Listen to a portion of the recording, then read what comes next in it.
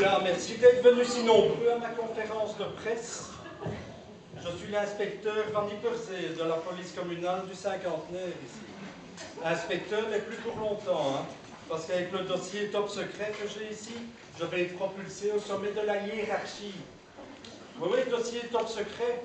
Vous voyez, je compte d'ailleurs sur vous pour ne rien dévoiler de ce qui va être dit ici ce soir. Est-ce que je peux compter sur vous? Oui. Oui, t'es sûr? Oui. Oui, on dit ça, hein, mais bon.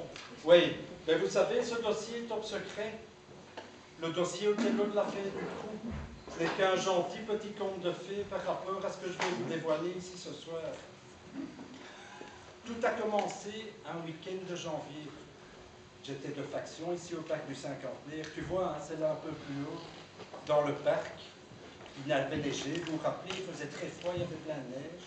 J'étais de garde, personne dans le parc, pas un satyre, pas un exhibitionniste, rien. Le froid et la neige. Tout d'un coup, mon attention est attirée par un énergumène qui était en train de regarder un arbre. De haut en bas, de bas en haut, il avait d'abord cherché, tu vois, il avait passé d'arbre en arbre, mais on aurait dit qu'il avait trouvé le bon. Puis cet énergumène, il a pris une petite branche et il a commencé à enlever la neige devant l'arbre. Véridique, je trouvais déjà ça louche. Hein. C'était pas pour nettoyer les crottes de chien, tu sais, mais il a déposé un caillou. Non pas un caillou, mais 3. D'ailleurs, regardez, mon dossier complet, vous savez. Voilà les pièces à conviction, les 3 cailloux, je les ai ramassés. Vous l'avez Van Ypersee, là j'ai trouvé ça louche, je me suis dit, un nouveau dealer ici dans mon parc. Je me suis planqué derrière une statue dans le parc. Et après quelques instants, mon attention a encore été attirée par quelque chose de plus bizarre. En effet, une quinzaine d'énergumènes étaient en train de faire la même chose. Mais t'imagines, dans la neige, il y en avait même 2 qui se disputaient pour le même arbre. Quelle mesquinerie! Et puis tout d'un coup, sans rien dire, ils sont partis, les uns derrière les autres, dans la neige. Là, Van Ypersee, je me suis dit, c'est un bon coup, hein, tu vas les suivre. Et je les ai suivis. Ils se sont dirigés vers une espèce de maison, un couvent comme ça, assez sinistre. Ils sont rentrés dessus, j'ai laissé une petite distance, hein, vous pensez, avec ces lascars. Puis je suis rentré là-dedans, personne à l'intérieur. Oula! Par contre, il y avait une espèce de musique un peu bizarre, style hindou, tu vois, hein, la musique hippie, là. J'ai ouvert une grande porte, j'ai jeté un œil à l'intérieur, et la clé dit, il y avait une trentaine de sans-papiers couchés à terre,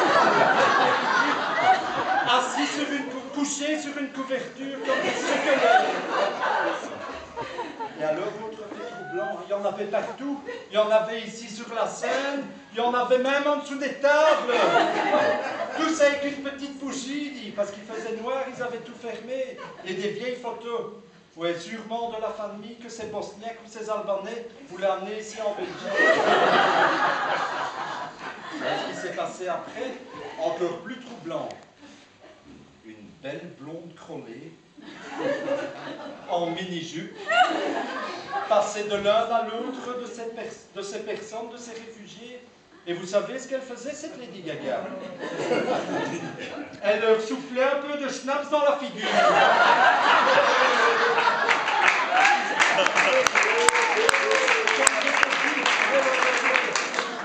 Ils avaient encore l'air plus flapigeoles qu'avant. Drôle de lascar, hein.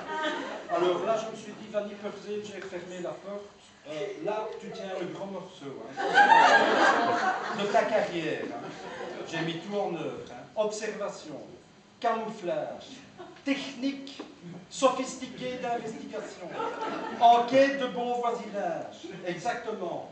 Et j'ai déjà pu, par ce fait, identifier 3 suspects. Oui, mesdames et messieurs, 3 suspects. Et pas n'importe lesquels, hein. Des gros poissons. Le premier, il opère dans cette salle-ci. Drôle de gars, toujours assis sur un tabouret, les jambes écartées, mal rasé, cheveux grisonnants, pour ne pas dire blancs, qui doit avoir, allez, au pif, Oui, la soixantaine. Et celui-là, ça allait être un bonheur. Dans mon dossier, ah oui, je ne vous ai pas dit le nom de mon dossier ici. C'est noté là, hein. Le dossier B. Ah non, c'est pas BAO. BTO. Bouge tes oreilles. C'est comment le nom de mon dossier? BTO. Ouais, ben ça je sais. Mais qu'est-ce que ça veut dire? Bouge tes oreilles. Exactement. C'est bien, tu suis mon discours. Eh bien, ce premier suspect, que j'ai appelé le gourou, ça allait être le meneur de la bande. Le deuxième suspect, il a une autre zone de prédilection, dans une espèce de véranda comme ça, à l'entrée, tout à fait un autre style. Lui, c'est plutôt le style, vous voyez, mafia russe. Oui, le gars qui carbure à la vodka de Joe matin. Quand il ne sait plus quoi dire, il met un doigt dans la bouche. Il a souvent une chemise à carreaux. Il a l'air brave, mais c'est aussi un drôle de coco. Le troisième suspect, celle-là vous la connaissez déjà, c'est Lady Gaga. Elle opère dans les caves ici en bas, avec des sans-papiers hollandais. Je ne sais pas ce qui fricote là en bas, mais ça n'a pas l'air très catholique, vous savez. Ah oui, ça je peux vous le dire. Hein. Alors, c'est des pièces à conviction, hein, parce que mon dossier, c'est du béton armé. Hein. J'ai ici une carte que j'ai su récupérer, une carte de Le King. Oui, tu vois, Elvis, hein, le King, hein, les Kings. Drôle d'affaire, tu sais. Je vais vous la lire, c'est une histoire à dormir debout. Ne fermez pas vos oreilles. Je vais dévoiler cette pièce à conviction. Écoutez bien. Le titre, Le gouffre, ça commence bien. Je te la lis. En ce monde en pleine déliquescence, tu n'es qu'un grain de riz pourri dans cette immense rizière fétide. C'est écrit là, hein? J'invente rien. Ne te bats plus, tu n'en as plus la force ni la capacité. Reste le misérable vermisseau qui est ta vraie nature. N'attends plus rien des autres. Démerde-toi tout seul. La tête du Bosniaque. Et après, le comble, ils sont partis tous en petits groupes, 5-6, ils se sont mis tous en rond, et le Bosniaque a dû lire sa carte devant les autres. Mais ils avaient l'air tous constipés, hein, parce qu'après, ils ont dû dire un truc, je ne me rappelle plus très bien, un stud du style « Si j'étais à ta place », et blablabli, et blablabla. J'ai tout oublié, sauf celui du gourou, tu vois, hein. Le mec mal rasé, sur son tabouret, avec les jambes écartées. Celui-là, une fois que le Bosniaque avait fini, il lui a dit, tu sais, hein, si j'étais à ta place, puis il a pris un air intelligent. Si j'étais à ta place, j'essayerais le gaz. La tête du Bosniaque dit, mais est-ce qu'on dit des choses pareilles? Le week-end d'après, ou peut-être 2-3 semaines après, un fait très grave, hein. Mais ça va leur coûter cher. Hein. Ils ont ouvert un tripot clandestin ici, véridique. Ils étaient tous dehors, il y avait du soleil, le temps avait changé. Et ils étaient en train de jouer, pas du poker, hein. Non, c'était pas du poker. C'était un jeu, je crois que c'était, attends, le tarot, ou le taco, ou le tao, enfin un truc du style là. Il y avait les 3 meneurs qui étaient assis autour d'une table. D'ailleurs, je vais procéder à une reconstitution de l'affaire. J'aimerais bien que le gourou vienne ici.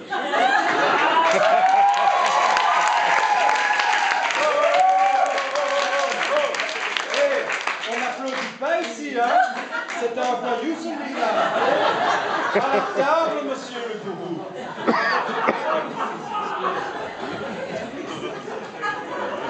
Le deuxième suspect, ah oui, j'ai oublié de vous dire, excusez-moi, il y a tellement de monde. Le deuxième suspect, vous voyez, le mafia russe, là, qui picole à la vodka, son surnom dans mon dossier, c'est Benin Clash. Tu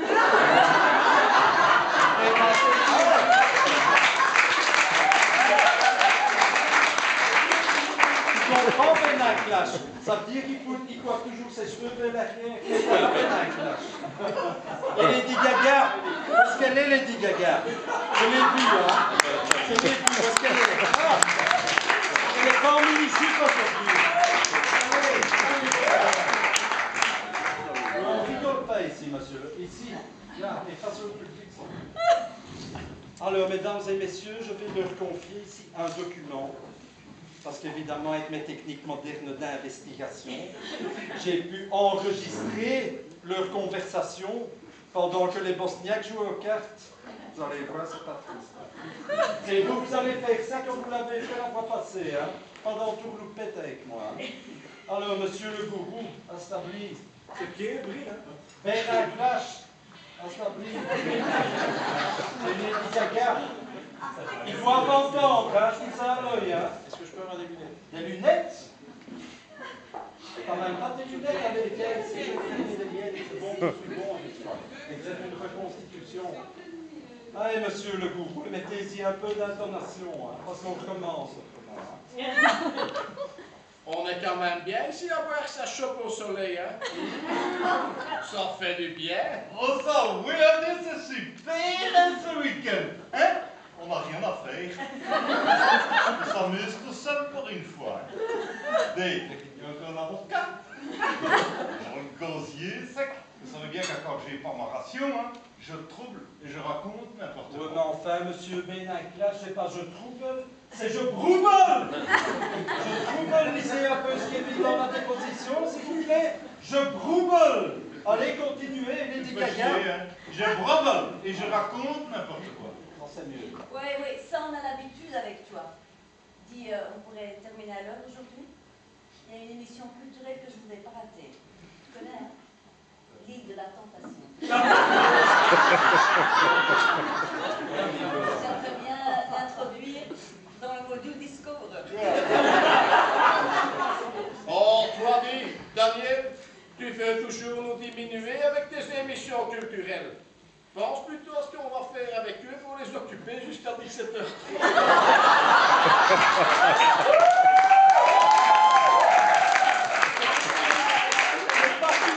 C'est pas fini. Ah, Benac-là. Eh les gars, j'ai une idée. On va les faire sauter une demi-heure sur le ballon. Ils seront bien crevés et nous foutrons la paix pendant tout le débriefing. C'est bien, c'est une bonne idée, mais ça peut être dangereux.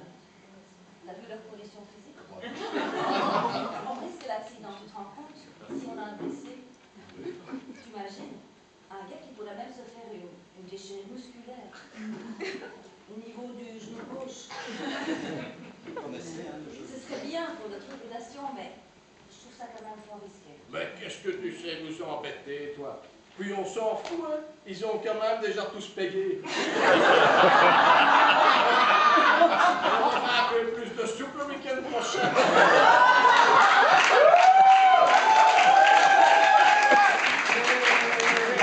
Vous n'allez pas les applaudir quand même. Ça mérite la perpète là, hein, ce qu'ils ont raconté là. Et alors des histoires comme ça, mesdames et messieurs, moi je peux vous tenir toute la nuit ici dans mon dossier BTO. BTO, Bouge tes oreilles. bouge tes oreilles, exactement. Mais il y a encore un fait que je voudrais vous raconter. Parce que je crois qu'on a affaire à une organisation criminelle internationale. En effet, lors de mes investigations, avec mes micros sophistiqués, j'ai pu entendre le gourou. Il était en train d'expliquer aux Bosniaques un truc IFC ou ICF, je ne sais plus très bien. Tu vois, il est persuadé de s'abonner à un nouvel opérateur téléphonique au Canada. Et il a osé leur dire, ben vous savez, ça c'est presque rien, hein, ou à rien du tout. Mais ça coûte quand même 400 € par télécommunication. Ouais, mais vous imaginez, dites, ça mérite la prison en vie, ça, hein. Ben voilà, demain, moi je vais chez le procureur du roi, hein, avec mon dossier BTO, top secret ici. Mais j'ai quand même un peu de remords. Mes lunettes, s'il vous plaît. J'ai quand même un peu de remords, vous savez. Parce que, oui, j'ai observé ces Bosniaques en sortant du week-end. Hein. Ben, ils avaient l'air tous tellement contents et épanouis que si le gourou, hein, il m'offre un abonnement d'1 an à l'ICF, hein, eh ben, je lui remets le dossier.